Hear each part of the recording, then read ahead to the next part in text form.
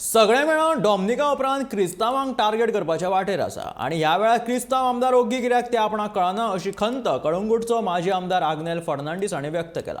मायकलाचें hotel तोडून विश्वजीत गोंयांक वांटोवंक शकना।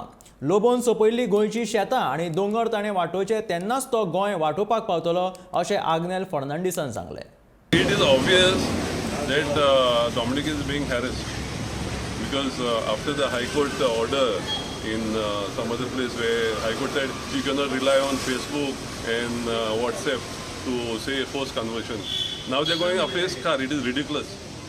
What is frightening is the deafening silence of the other Catholic leaders.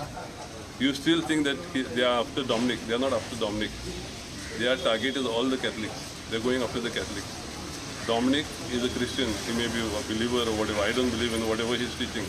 But he's got every right to preach whatever he's doing. Now just because you can't catch him on the forced conversion, you're going after his car. There is no law saying that you cannot buy a Mercedes, you cannot buy this car. And it is your government which had given him permission, that waiver. Now your government is saying, no, it should not have been given. That is just harassment. And this is going to continue. After Dominic, they're going to go for the Catholics. And we Catholics should be alert. The hill in Sinkerim, he destroyed that hill. I believe he's a 20% partner. The hill in Arpora, hill in Saligaon, fields in Kandulim, everywhere he's destroyed. And that time we are telling this same government was not listening to us. Now, what I don't like is that now that he's on the other party, they're taking action. By breaking Michael's hotel, he was not going to save Goa. Let him get back our fields and hills, which Michael has destroyed. If he manages to save them, then I can believe that he is trying to save them.